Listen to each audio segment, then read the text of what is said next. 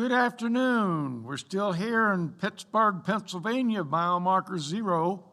Actually, there's three rivers come together and they're all zeros. But this afternoon, we're going to do a very serious subject. I hope you had a good lunch, a good cup of coffee, or a good glass of tea or hot tea, because we're going to talk about Chapter 3 in the auxiliary manual. You know, that's the one you never look at before you make a telephone call. So, Keith, would you like to start us off?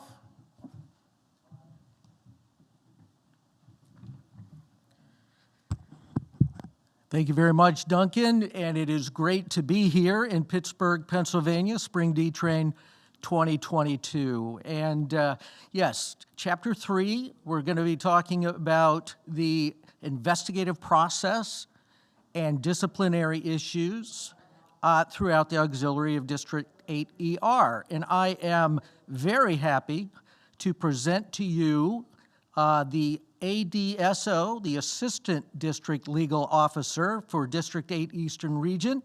His name is Jeff Getty, a wonderful attorney who actually hails from the Pittsburgh area, and he is going to be walking through this presentation with you. So please give Jeff your full attention and take it away, Jeff. Great. Thank you, Keith. Thank you, Duncan, for your warm introductions. What could be more fun than right after lunch, spending a little bit of time with a couple of lawyers talking about fun stuff. I'll try to keep this a little bit upbeat, a little lively, to the extent you can take legal stuff and make it upbeat and lively. I'll certainly do my best shot. So I always like to start off any presentation I do with kind of goal setting, because you could literally spend, 10, 12 hours going through the nuances of Chapter 3. I don't really want to accomplish that. That would be a big ask, a big push. What we really are just going to go through over the next, 30 minutes or so is a general, just like it says on the slide, a general overview and guidance for intervention, investigation, and records management of informal and formal administrative discipline cases. A couple thoughts here. It is not intended in any way, shape, or form to replace Aux Manual Chapter 3. If there's some conflict with anything I say, I'm wrong, the manual's right. Number two, it doesn't change anything with the Coast Guard Administrative Investigations Manual. That's, again, if I'm wrong, that's right. What we are going to try to focus on is to take this from a sense of kind of common sense and measured reason, right? This is a volunteer organization. It's, as I think Keith said one time, it's more than a club, but it's less than a job, a formal process. So we don't really want to keep it any more than starting off always with, hey, let's just use some common sense as we go through this, and that should take care of 90+% of the issues that might pop up. Okay. The second thing I'll always cover is the roles of the players here today. And I have to say it's a little odd to be speaking in a room with 1, 2, 3, 4, 5 people in front of me. I usually think you'd have a few more. But the roles of those of you who are watching this online, either live or recorded, I'd like to start off with all of you. The role of the elected officers of flotillas and divisions is to really resolve the vast majority of all personnel matters. It may be appropriate at times to have staff officers at division or district get involved as well, but we're always going to push things and always start things and try to resolve things at the lowest level possible, right? And we would anticipate that, again, 90+% of the time it would be resolved at most likely the flotilla level. We're not looking to take this all the way up the chain immediately. I kind of analogize to, if you have kids, I have a few kids, you don't start off, my kids are old enough to drive now, I didn't start off the first time they misbehaved with taking away their car for a week. Started off with a stern lecture, right? First time they ran a stop sign or whatever, we're not taking away their license. Kind of that same thread, that same thought process is going to go on here, right? We're not going to go, in most cases, all the way to the top end, right? That there's a few instances where that would be appropriate, but the vast majority of the time we would expect a conversation or a series of conversations to resolve the vast majority of issues. What's the role of your DSO-LP or ADSO-LP is we're responsible to review cases, provide legal counsel to the leaders who are managing the case, kind of help you through that process, and that's about it, right? Like, we're not police officers, we're not judges, we're not juries, we're not doing those sorts of things. We are here to assist in this process and maybe help with some records retention, things like that, and to advise all of you. And we'll talk about that a little bit more. And then lastly, upon completion of any investigation, all documentation gets forwarded to DIROCS for retention in the member's file. So that's kind of the roles of everybody who's here remotely or in front of me right now. A few ground rules. I'd like to start off with this when we talk about any sort of administrative issues or administrative discipline. This should be obvious. I think we all knew this when we signed up, that this is a, membership is not a constitutionally protected liberty, right, or property interest. There's no entitlement to being a member of the auxiliary. You know, we're here because we want to be here. And there's some basic membership eligibility and criteria you have to follow, obviously, to get in and to stay in. But for the most part, just because you're in doesn't mean you have a constitutional right to stay in. If you misbehave enough, there is a process where people will be pushed out. Again, I'm going to say this probably 50 times a day. That's not the intention of what we do here in these conversations. Our goal in the vast majority of these cases is to correct behavior that's problematic, get people on the right path, and keep things moving, right? Nobody's here to make things more complex for anybody. Because of that, we do not provide the same level of due process that like a typical criminal investigation would have if you got into trouble in a traditional legal sense. It's just not that same level. We're not going through multiple courtroom hearings and things like that. So there is due process. Don't get me wrong, but it's not as rigorous, as comprehensive as like a criminal proceeding in your local court system would be. A couple of other thoughts here. The auxiliaries are not subject to the UCMJ, the Uniform Code of Military Justice. So there's no summary, special, or general court martials. There's no honorable, general, or other than honorable bad conduct or dishonorable discharges. You are subject to, for certain behaviors, various levels of administrative discipline, up to and including disenrollment. But it's not like I said, it's not like it's a full-blown criminal trial where you have to pull out that version of the military's code of conduct. We don't follow that. We're not part of it. So to the extent you know something about that, it doesn't apply here. So you don't have to worry about it. So what's the purpose, right? Like, the purpose of us getting up here is not to bore everyone to death right after lunch on a Saturday. My purpose, like I said, is to kind of help shepherd you through this and as cleanly, as easily as possible to give you an overview. But what's the purpose of aux discipline? It's to, again, correct inappropriate behavior. We're not here to punish or hammer people. We want to maintain good order. And again, we want to carry this out at the lowest possible level of the organization. And like I said, I'm going to say that again and again and again because it's super important. People like myself and Keith and other folks are here to support you in that process, but at the end of the day, we really, really, really want this to be handled at the lowest possible level because most of the behaviors should be able to be corrected at that level. We don't need to have 50 people in the room dealing with something if one person can do it. That's a local contact and someone they already know and spend time with. Okay, so I know I spent a few minutes going through kind of that backdrop and all this stuff. Let's jump into a little bit of this. So there's two types generally of administration discipline. One is informal, which is generally 3 pieces. It's a formal counseling session, suspension of web privileges, and letters of caution. Then there's a second category of formal discipline. And we're going to talk about both, but we're going to talk about it in the context of kind of walking through a case or an issue coming up. Now, there are points in time where you would skip ahead, but for purposes of this presentation, this conversation, I want to kind of march it through as more of a first level intake, what should happen, and then we kind of march down as someone goes through the various levels to get to an ultimate piece, which would be the most draconian result, which is actually disenrollment. So, what is that process? Well, let's start with an overview because nothing drives me crazier in a presentation when someone starts talking about minutia details and I'm like, well, where's the end goal here? Like, where do we end up on this path? So again, any infraction should be dealt with, addressed verbally with the member who is doing the infraction, right? and then document the conversation in some level, shape, or form, just so that if you have to take it to the next step, it's not like, well, I think we talked about this 6 weeks ago, 8 weeks ago, whatever it was. You should have some sort of record you're keeping informally of, hey, we've talked about this a couple times. But we always want to have this kind of this informal coaching. So again, using my example of children, right? If the first time I took my daughter out to drive her car after she got her license, if she ran through a stop sign, I'm not going to take away her license or her car for 6 months or take it away entirely. I'm going to make her pull to the side, explain to her why that's an inappropriate behavior, running a stop sign. It's dangerous. It could be dangerous to you. It could be dangerous to pedestrians. It could be dangerous to other drivers.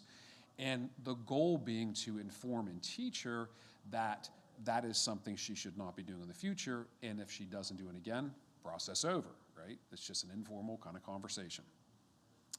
If that informal coaching conversation fails to resolve, then the informal disciplinary process. So it's kind of weird. I talk about like this pre-informal process, and it's kind of a weird misnomer because I think when I first read this and I thought, well, an informal process would be just that kind of that casual on the side conversation.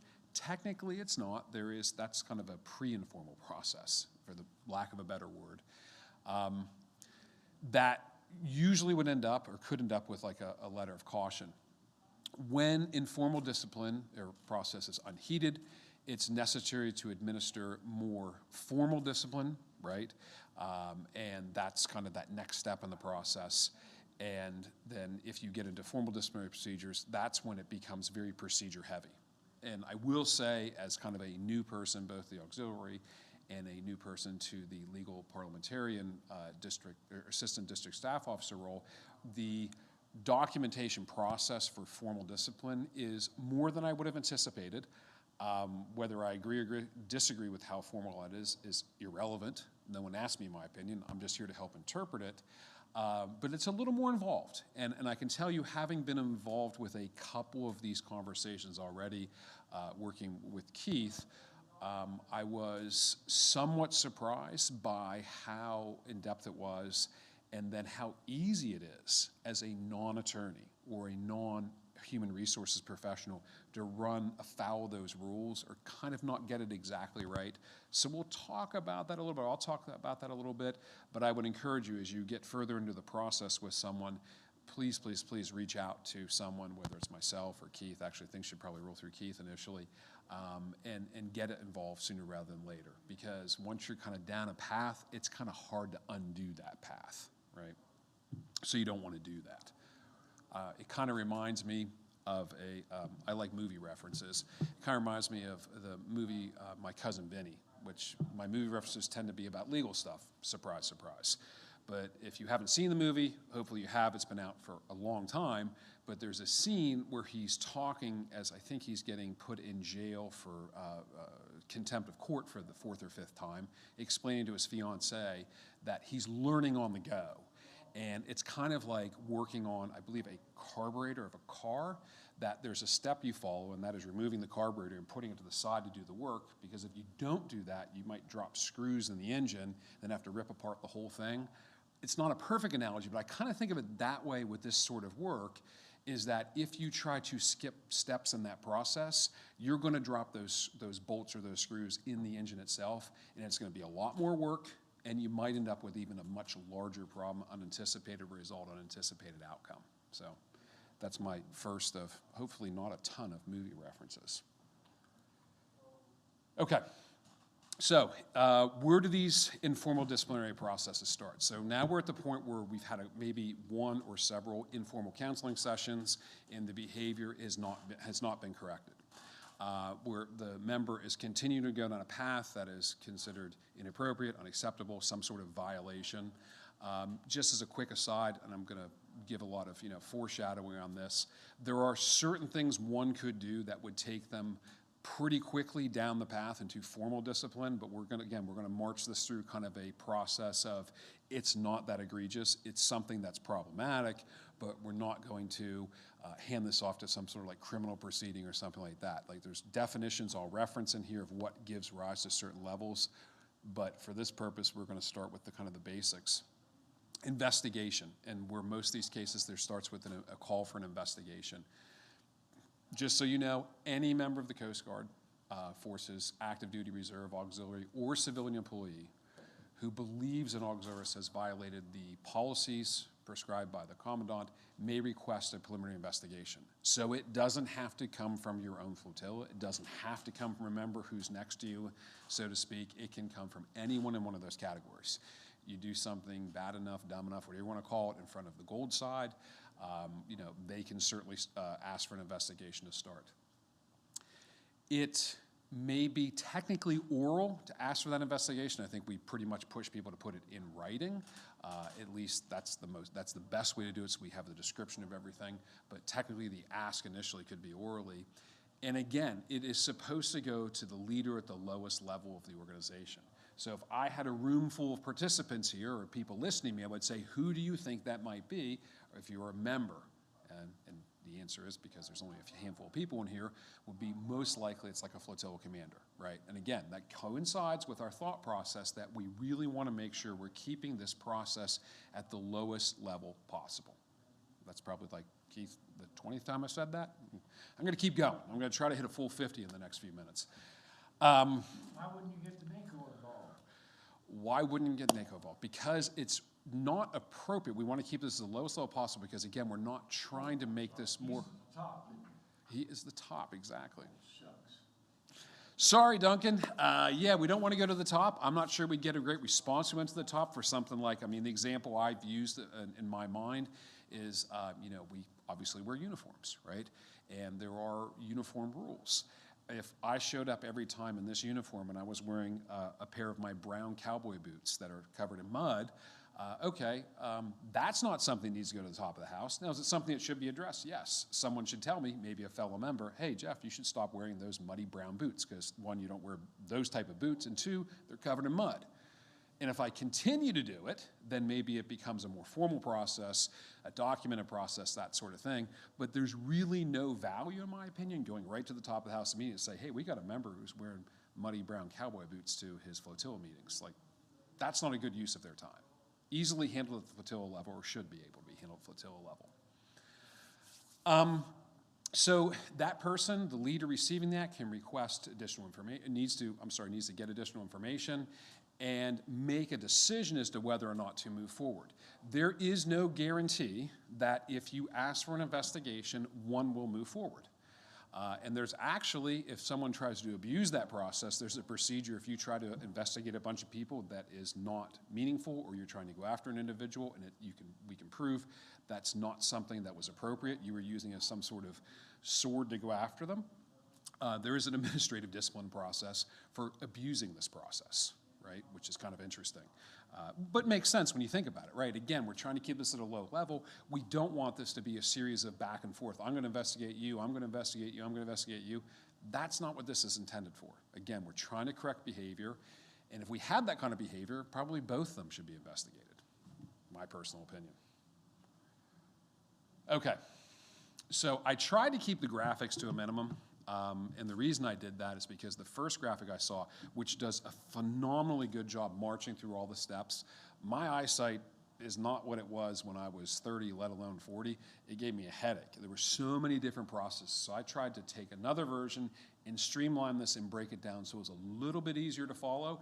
And please, whoever pulled together that guide, Keith gave it to me. I don't think you actually wrote it up, but whoever did that, don't take that personally. I don't mean it that way. I just thought it might be easier to break it down a little bit differently. So we have a request for investigation. There's 7 days for the leader to determine if it's warranted and what to do about that, or not warranted. And there's a notification process that goes forward. So there's like this decision tree. Hey, I get asked to do an investigation, not me personally, but someone in the leadership, and they look at it and say, it's a thumbs up, we have to move forward, or it's I guess it doesn't matter, thumbs up or thumbs down. One's moving forward, one is not moving forward. And again, there's no guarantee just for asking for an investigation you're going to get one. There are some level of notification requirements. This is a little bit of gray area in my opinion. I know what I saw in other presentations. I know what's in the manual. I think this could be something that would just go a little bit haywire.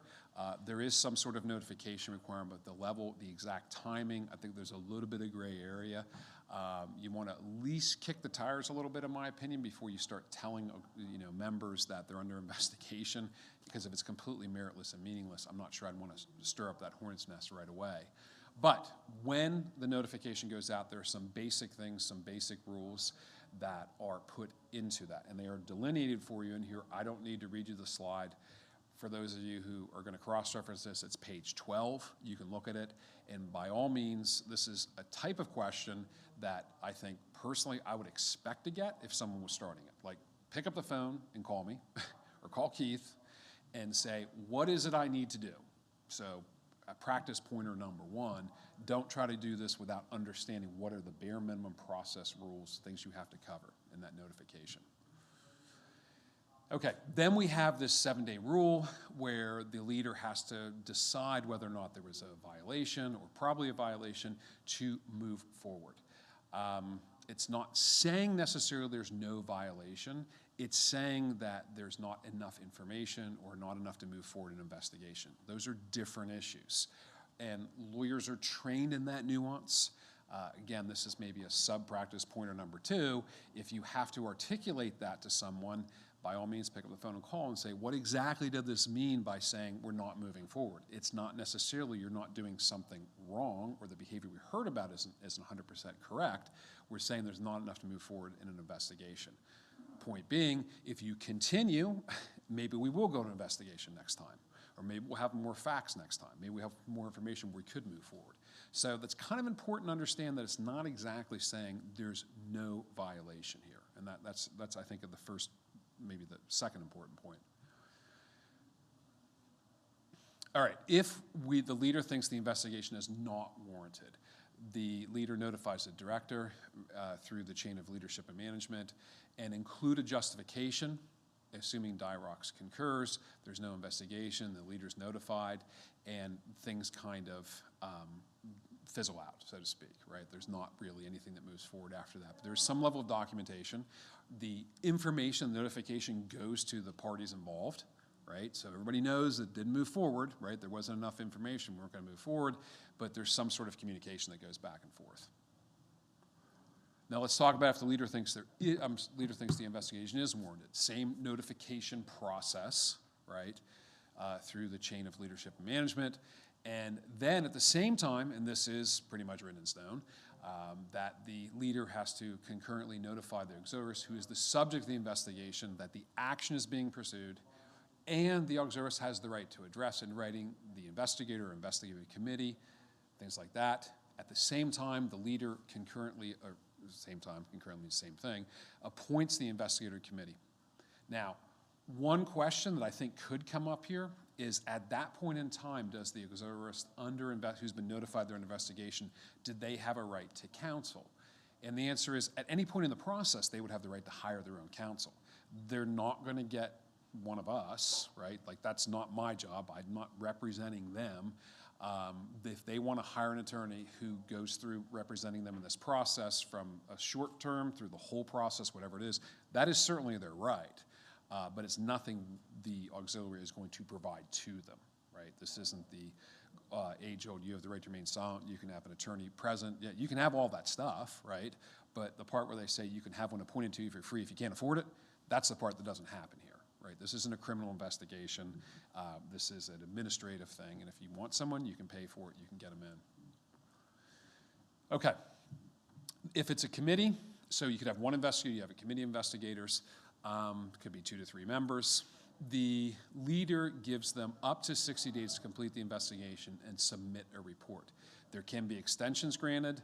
It can be members of the same unit. I think in the limited experience I've had, it's not inside the same unit. I think it was inside the same division tends to be the way these things tend to go, but there's no rule around that. It could be a different division, doesn't have to be. And again, my limited experience on this, 60 days is a fair amount of time, but you'd be surprised. I mean, some of us still have full-time jobs. It's not like, hey, we have arrest powers and subpoena powers and things like that. 60 days can be, a rather limited amount of time to do something like this. My personal opinion, it's probably right down the smack middle of the fairway. You've got up to 60 days. You can get an extension if you're having issues. But for the most part, I would imagine, and this is Jeff's pure speculation, most of these don't take the full 60 days. And I'm kind of in the corner of my eye looking at Keith. Am I going to get a nod yes or a nod no? I think I'm getting a hard yes, which is they tend to go less than 60 days, which is good for me. I guessed right. Okay, what are the duties of the investigator? They're going to gather the evidence. They're supposed to be thorough and impartial and offer opinions and make recommendations. Their job is to be an independent person looking at this. So as an aside, if I were picking an investigator, I probably wouldn't pick the member's best friend in their own flotilla to be the investigator. That makes sense. Nor would I want to pick the person who clearly doesn't like them, right? You want to find somebody who's independent, objective. I'd like to think we all would be independent and objective if we were asked to do this. Maybe some more than others, but the point is, that's their job. They're to be independent, objective, and collect the evidence and distill this and determine what happened, what's going on. Is there any minimum qualification you must meet before you're an investigator? Keith, I never saw anything that's written. I think that the ones I've been involved in, people have some sort of experience or background on this, right? They've done it before, or they're on a committee that's done it or something like that. I did some research on this. It's a great question, by the way. In another district, I did see they had a list of people that they typically use as investigators, which I thought was kind of interesting, and most of them had an HR background, but I've never found anything that said this is the minimum qualification someone would have to have. Scary that they had enough problems that they have a list of them.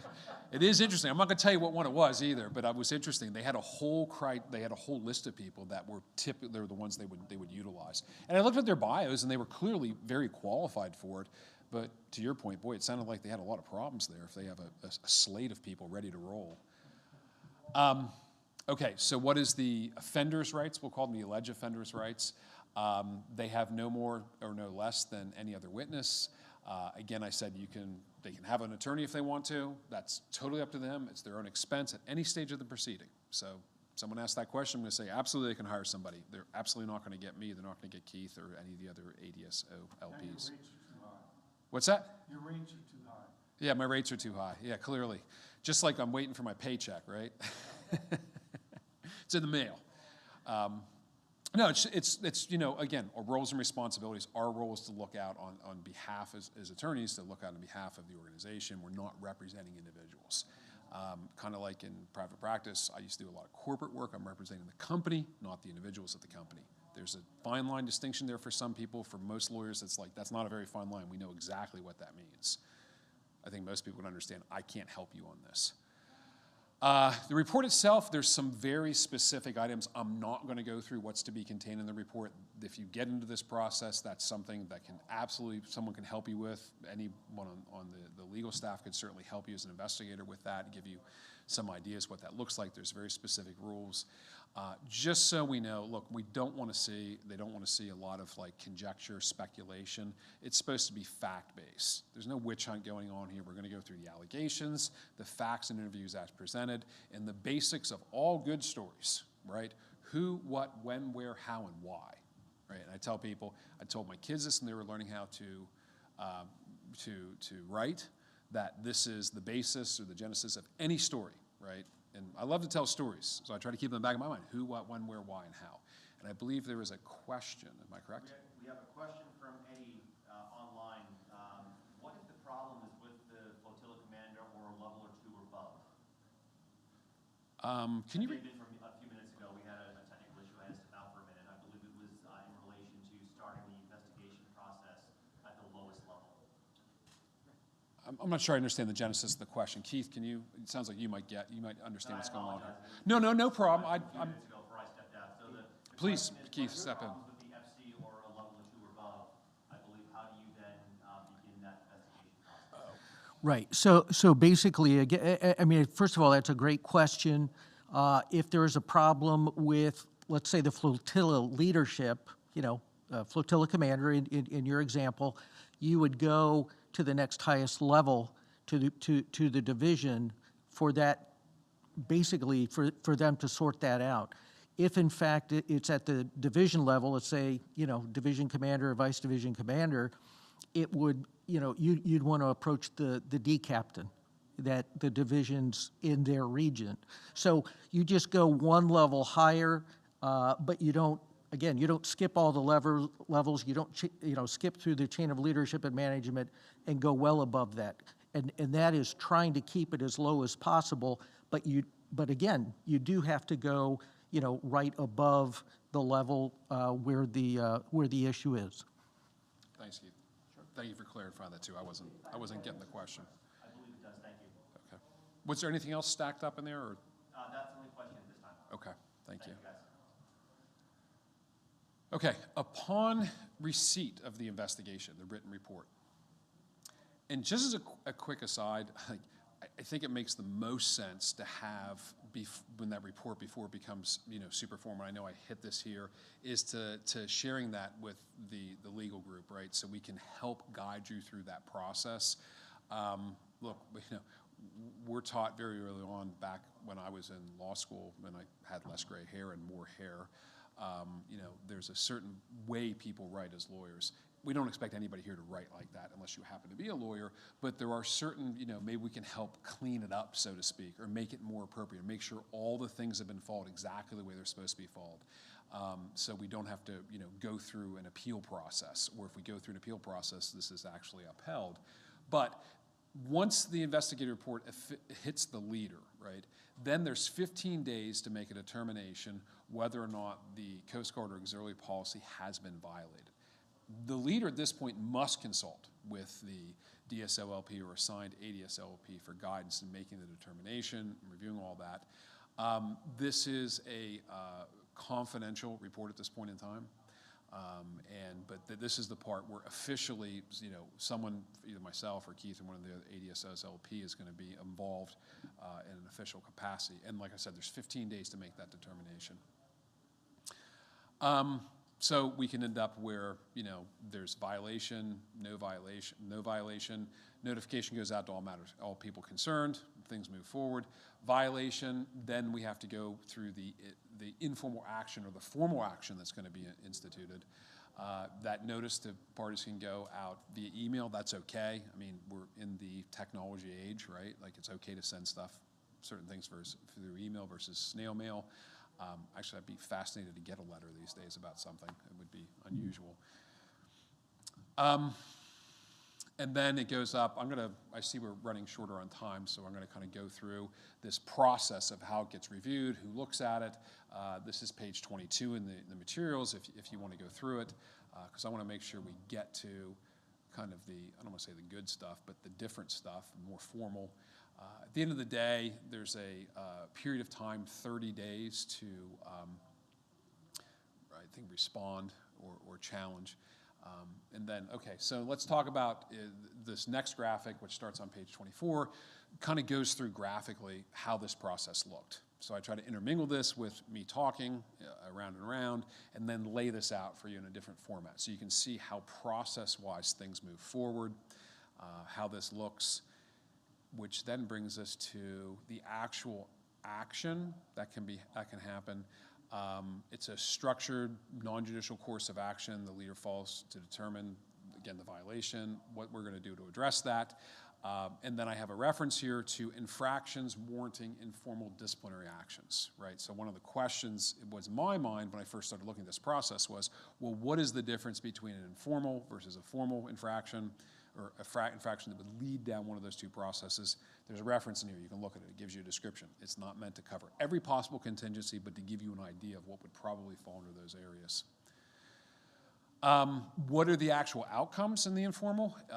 It's really, three. One would be a documented counseling session. The second would be a suspension of web privileges. I think this is generally delineated for those situations where someone is posting materials that are inappropriate. I'm not 100% sure, but that's how I read it.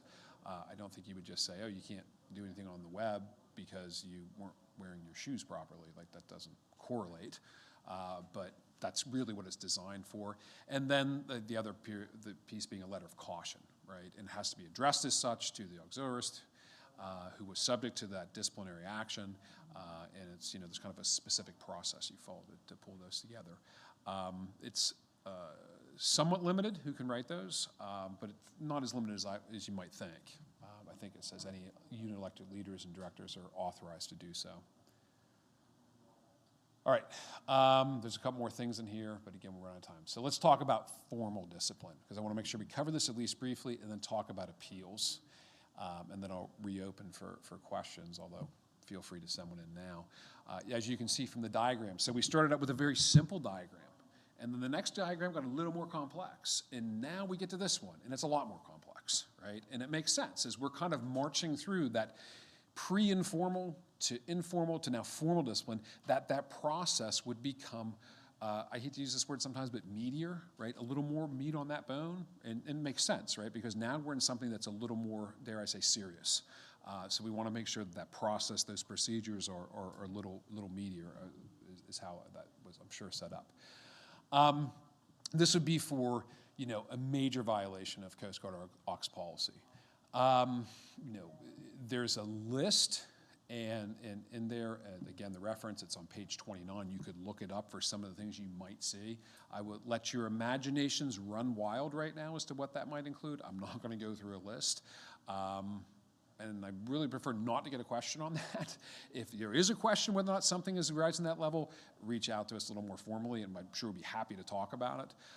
But this is one clearly where we have a very significant issue going on that needs to be addressed pretty much immediately.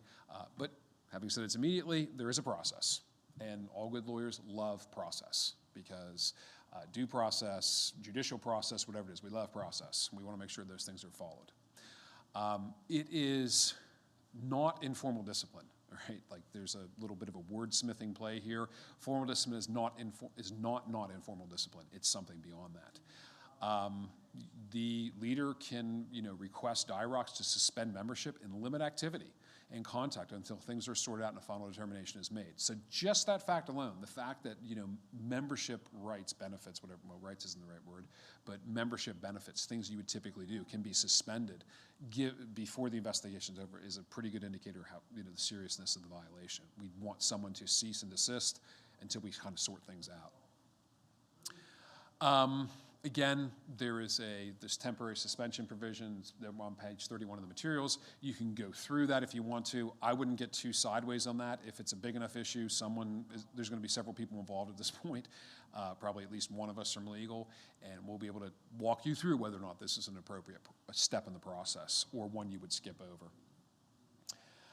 over. So this, and again, that's just a little more. So what are the elements? They're not substantially different from the delineation of informal discipline, like what is expected to be put forward. Like, it's still kind of the same level of information that's expected, but there are some additional pieces and parts to it. Again, there's a notification requirement. There are, some rules and process procedures to go through that as you're doing that notification of what's expected, and they're pretty well delineated inside both the manual and then on the PowerPoint. What types of action could come out of this? One would be suspension or revocation of qualifications and/or elected or appointed office. Could lose the right to visit or utilize the Coast Guard Exchange, loss of time towards your longevity awards, a letter of reprimand, and the ultimate, which is disenrollment, right? So these are fairly serious actions to take, and they coincide with the behaviors that were demonstrated, right? This isn't light use, right? This is the hammer's coming out a little bit for all the right reasons. That's why it's limited in its applicability. Again, we're at the point where there's already a report out there. They have a right, auxiliaries have a right to, who have been, had some sort of disciplinary proceeding moved against them, to 30 days from the date of notification to file a written response of appeal. And there's a process that follows with that. And I think we probably maybe have some time at the end to go through that. But again, we go through the disenrollment process. Page 36 of the materials kind of talks about how that works. Just as an FYI, no auxiliaries can disenroll another auxiliaries. Like, this is a high-level process. It rests with the commandant, who is, delegated the authority to the director and the chief director, right? They can do it. I can't do it. Keith can't do it. Anybody else in this room can't do it. Like, that's not something we have the authority to do. Nor, quite frankly, I want to. It doesn't, necessarily make you friends. There's a couple bases for disenrollment. So it was kind of interesting when I was going through the materials. Like, I think we look at disenrollment as a thought process of like really bad disciplinary problems, and certainly there are on here. But there's a couple other areas I thought would just be worthwhile to point out. Right? You can be disenrolled because you request it. Seems obvious, but hey, I threw it up there because it's something that could happen. The failure to pay financial obligations, right? Like, I wouldn't consider that to be a major disciplinary problem. It's more of a financial issue perhaps, but hey, if you're not paying your dues, yeah, you can be disenrolled. And obviously, or somewhat obviously, when you pass away, you're disenrolled. That's just the way it goes for obvious reasons. And then you have this process of the formal disciplinary process, ceasing to have qualifications for membership, for cause, things like that. I just thought it was kind of interesting because the basis wasn't exactly what you kind of read, as a lawyer, I kind of read the manual almost as a novel, right? Which kind of sounds weird to some of you, I'm sure, but you kind of want to know what happens at the end. Well, this is the end, and I was like, well, okay, there were kind of left turns here. I didn't really think about it being, hey, the person asked to be disenrolled, so they were. That's not the way the novel started. Let's see. So again, appeals. Let's talk about that real quickly, and then we have just a couple minutes, and we can cut short if there's no questions. There is an informal process and a formal process for appeal based on the level of discipline, right? So we're not talking about that I'm informally asking for an appeal. It's if I went through the informal disciplinary process, and now I'm at the end of that, what is the there's a process for my appeal versus the formalized disciplinary process is a slightly different process for appeal. So they're both kind of outlined for you in the materials. And again, if we get to that point, I'm sure someone from legal has been involved, and that's going to kind of, I don't want to say be taken care of, but it would be somewhat obvious whether or not the appeal was timely filed and done properly. So the last piece I wanted to hit was this issue of this bad conduct or abuse of administrative process. So I mentioned this before, but I think it's important to look at or to understand that if someone starts this process, and this is an issue, in my opinion, between obvious good faith and non-good faith, if someone's abusing this process to go after somebody who really shouldn't be subject to a disciplinary process, you can, for doing that, for pushing a process on someone, can be administratively disciplined yourself, right? And this is not a scare tactic, right? I don't think there's anybody here who would say that if you have a good faith reason for thinking someone should be subject to a disciplinary process, that you cannot reach out and start that and see how things go. I haven't been in this role that long, but I've been here long enough to realize that when Keith goes to DTRAINs, there's a lot of people that pull him aside and ask him a lot of questions. And again, I would argue that probably it wouldn't be 90% because most of those are probably handled at the flow-till level, but there's a lot of conversations of, hey, I have this issue, what do you think? Like kind of how does this work? Is this a problem or is it not a problem? Is it something I should move forward with or is it something I should do this way? And most of what I've seen has been, hey, you should go back and talk to the person. You should counsel them, what I'll say, unofficially, right, and try to resolve the issue. That's not going to get you into hot water with this. What's going to get you into hot water with this provision is, I don't like this person. And because I don't like them, I'm going to make their life difficult. And the way I can make it difficult is I can push them into this process and make it miserable for them, and hopefully they'll just ask to be disenrolled or something like that. That is a problem, and that is unacceptable behavior in its own regard. I think I've beaten a dead horse on this one, but I think it's important that communication, which is arguably the last slide, yes it is, communication here is key, right? We're here to help you. We're not here to make your life difficult. I know, having served as an in-house attorney for various different companies over the years, sometimes the last person you want to talk to is legal, to walk down the hall and have to talk to legal, because that's usually not going to lead to a great set of time for you at work. I personally think I'm a kind of personal, nice enough guy. I'm not going to be offended if somebody comes up to me at a DTRAIN or calls me or emails me and say, hey, I got this issue. What do you think? Is there something I should be doing? Should I be laying off? Perfectly fine. I don't want to speak 100% for Keith, but my observations of him are kind of the same way. So we're not here to be the no people, the NO people. We're more of the no, KNOW people to some extent. Ask us. Right? Like, there's probably a lot of this stuff that can be handled.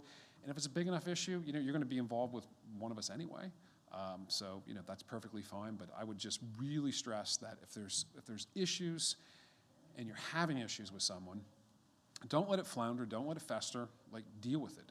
Again, I'll use the analogy of kids, right? Like, anybody who has kids, like, if you ignore bad behavior, at least my kids, it didn't get better. They didn't suddenly, get better on their own. You had to talk to them. You had to take them through and then, go through our own version of the process in the Getty household.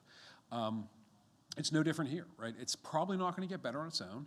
So the goal here is to address it as easily as possible, make it as painless as possible for everybody, and hopefully it resolves it. And 97% of the time it should. With that, I see I've got just a couple minutes left. Are there any more questions online? None at this time. Okay. I was gonna say, I could stand up here and I could try to do like the shadow puppets, but I don't have a projector behind me. I'm not very good at them anyway, so. Stay there, just stay there.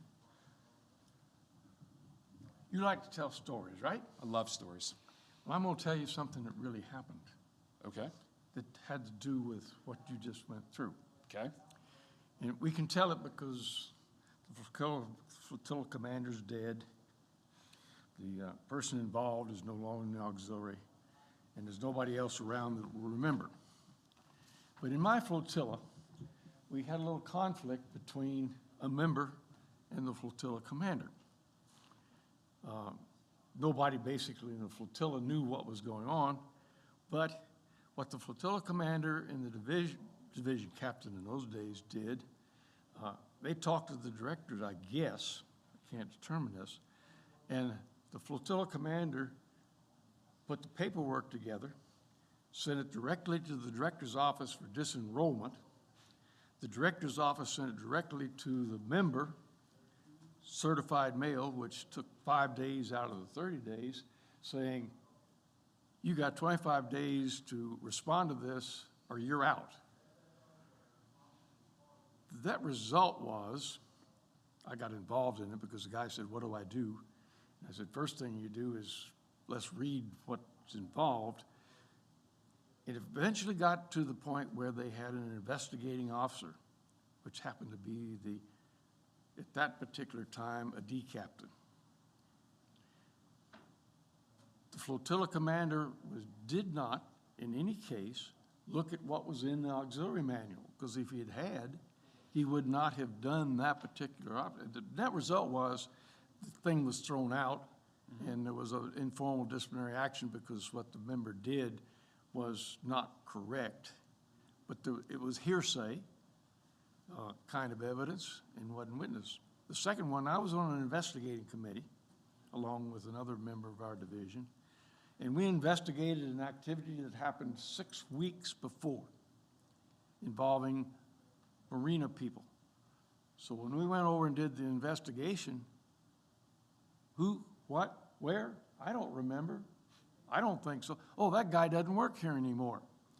So time is important. You just can't wait around for people. And again, it turned out to be, I don't like that particular person, so I think what they did was wrong and I'm going to report it. So that's my testimony to what you're talking about. great. Well, thank you. I love stories, like I said. And it's a true story. True stories are even better, Right, but fake ones are fun too. right. Okay, well, I guess it's okay if we end a minute or two early. I really do appreciate, first, the opportunity to speak and share these thoughts with everyone. I appreciate the time and attention people gave. And like I said, if you have any questions, comments, concerns, if you're happy, you can let me know. I'm sorry, if you're happy, let me know. If you're unhappy, let Keith know. He did a terrible job putting me up here. That's kind of his issue, not mine. No, just kidding. Thank you very much for your attention. Matt, you're going to have a special presentation? I'm ready if everybody else is. Okay. Nice job. Oh, thank you. This is not on the schedule. This is a bonus. You know these bonus activities you get when you buy 5 hamburgers? You get a milkshake.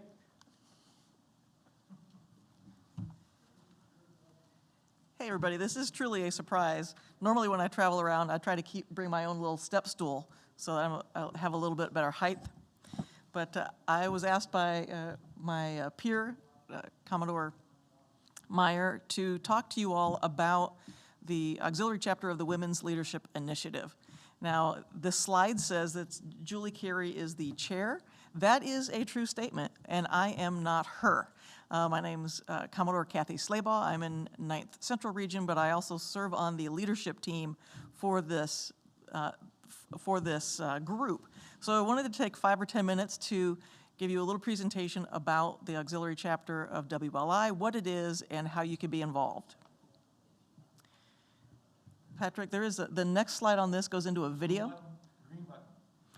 Oh, I'm gonna say this will go into a video. I don't know if that will translate or not. It looks like it will.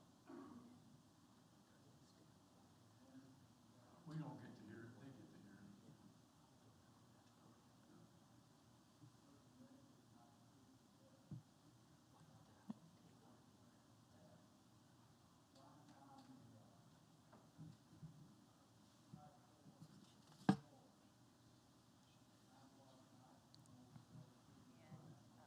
Men that were in leadership. The commanders, the directors of auxiliary have been very good to work with, and especially if you get to know them. Having an interest in doing some of that work and all the fun that they portrayed that they were having by how they did their job. You learn the basics, you get involved. If it's an area that you have interest and you develop a passion, you gain knowledge, and that gives you confidence. Contact other women in the auxiliary and other women in leadership and ask them to mentor. Don't go into rear.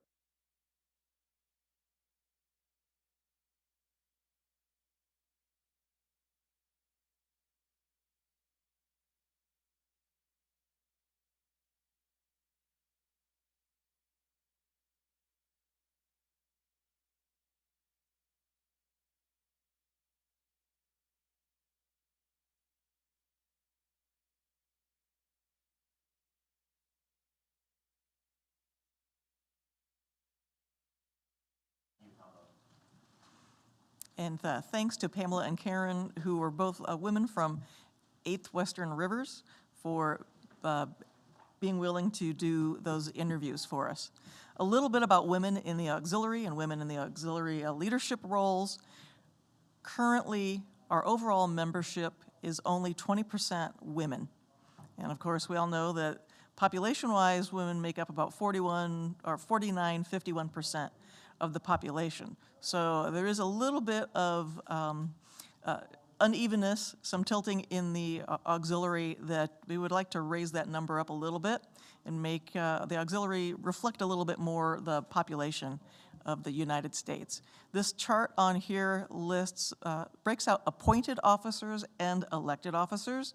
I just want to highlight for you that national officers are pretty well representative statistically.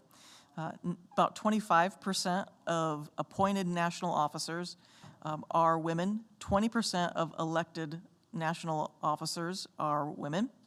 And at the district level, appointed officers, and on all of these actually rate a little bit higher than elected, which is, I think, interesting and telling.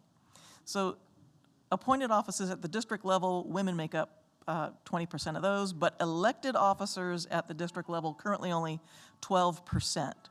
At division level elected officers, only 12% of women, and 15% of appointed at division level, and at the flotilla level, the most important level of the auxiliary, the level where everything gets done, the women only make up 10% of elected leadership and 9% of appointed staff.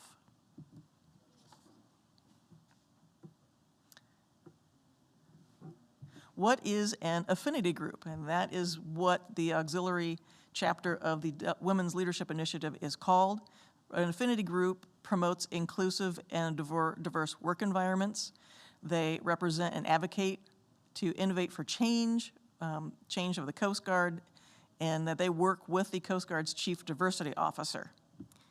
And that is from the Coast Guard Office of Diversity and Inclusion website. The Coast Guard Women's Leadership Initiative is one of the 10 affinity groups recognized officially by the Coast Guard.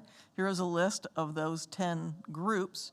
And the Women's Leadership Initiative is the first group of these to have an auxiliary chapter. So it would be awesome to, down the road, be able to see an auxiliary chapter of some of these other organizations, but Women's Leadership Initiative is the first one. What is the mission and vision of the Women's Leadership Initiative? Well, it was started in about 10 years ago through the Alumni Association of the Coast Guard Academy. Its mission is to support professional development and mentorship opportunities for Coast Guard women in the service and beyond. Of course, that also relates on the auxiliary chapter. We want to support our active duty colleagues, but also auxiliary women as our primary focus, and supporting the professional and mentorship opportunities for auxiliary women. And the vision is, let me catch up on my notes. Our vision is to invest in building a better workforce through empowerment and advocacy, creating opportunities, building and connecting networks, resources and support, and mentorship and coaching. Because we all know that communication is a two-way street. Well, some of you may have heard anecdotal evidence or may hear things just locally from one person to another, but how do women's issues get to the level in the auxiliary where something might be done about it? One of the great things about this WLI chapter is that it is outside the chain of leadership and management. And so if the WLI chapter, of those of us on the leadership team see an issue, then it was brought directly to the Vice National Commodore to be addressed. And in fact, you may have seen in the last 6 weeks or so an ALOX that went out about the uniform boards 47 and 48. A large chunk of that ALOX was about grooming and hair for women. And the reason that ALOX came about was because of something that the WLI chapter noticed and brought it to the attention of VNACO. They noticed that there were a lot of things in those uniform boards that needed to be addressed for all the auxiliary men as well, and that is how that ALOX came to be. So WLI is a chance to get women's issues some press time, give it some weight, for us to collate issues that that seem to be coming up, and then give those issues a voice. This is just the first thing that we did last year. Some of you may have participated in it. Was a women's uniform and grooming standards session. That is still available on YouTube to watch. It's about an hour long. But that was put on by Commodore Sue Thurlow, and I was sort of her technological backup for that session. And that was put on by our auxiliary chapter. That was our first event. And soon after that, we started some town halls through Atlantic East, Atlantic West, and PAC area, had some town halls so that you all could so we could understand the topics that would be of interest in this area. But that was our first thing. We were designated as an official chapter of the Women's Leadership Initiative in February of 2021. And of course, that's teeny tiny print up there. But if you want to use that QR code, you can see the full readable version of that language in this chapter designation. What does the chapter do for our members and for the auxiliary? It allows us access to support from the Coast Guard Alumni Association for leadership activities. They do have some funding for events or for initiatives. They allow us mentorship opportunities, both auxiliary to active duty to auxiliarists, and auxiliarist to auxiliarist. And it allows access to the Coast Guard leadership on issues that impact our women. This is just a small slide of those women that have already stepped up and had interest in being a leader in this chapter. You might recognize some of these names. If you are interested in this, I highly recommend reaching out to our chair, Julie Carey. Her email and contact information are going to be at the end of this, but we would love to have more people involved in the leadership. We're just still sort of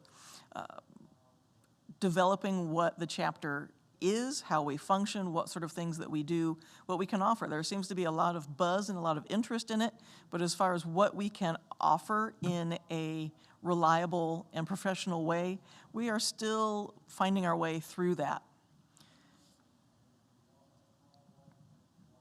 Some of the themes that we brainstormed is facilitation and engagement.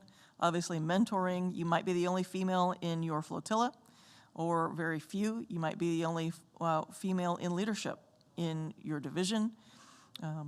We can offer resources, fellowship, processes and procedures, a little leadership expertise. And we want to also address issues of life-aux balance, or for some of us, it's aux-life balance. Some of the sessions that we recently had was, we had the executive director of the Coast Guard Mutual Assistance did our last session and talked about what CGMA was and how we can get involved and how it benefits us. And of course, you all had a session about that earlier today.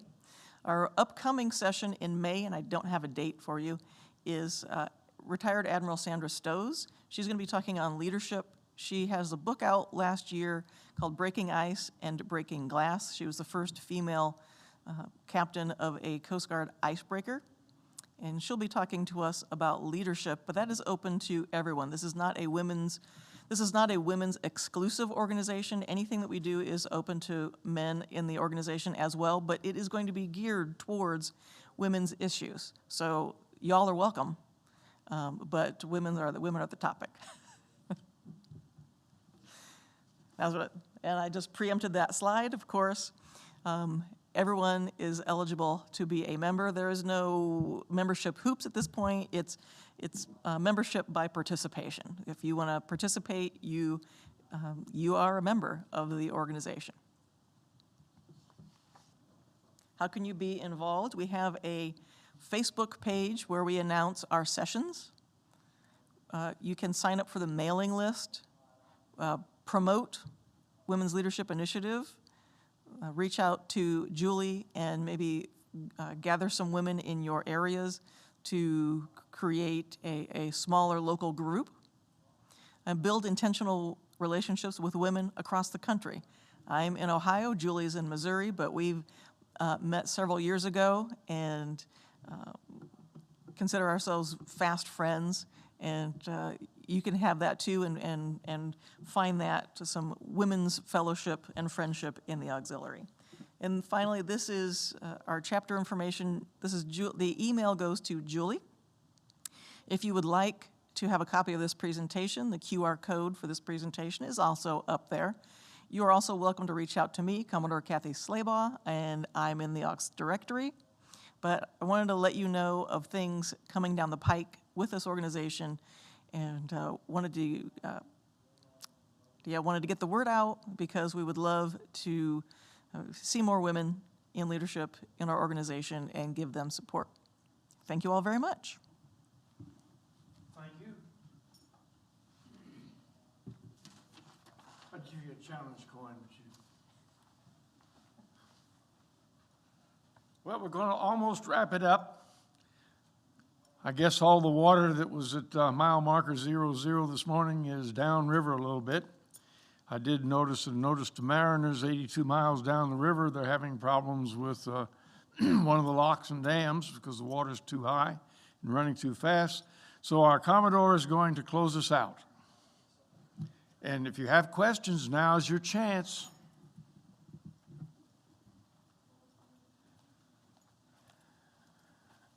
Good afternoon, everybody. I just want to extend my gratitude and appreciation for those of you that have watched us today. I hope this was an informative session for you. Like I said earlier, this is something that we're going to do at all the DTRAINs.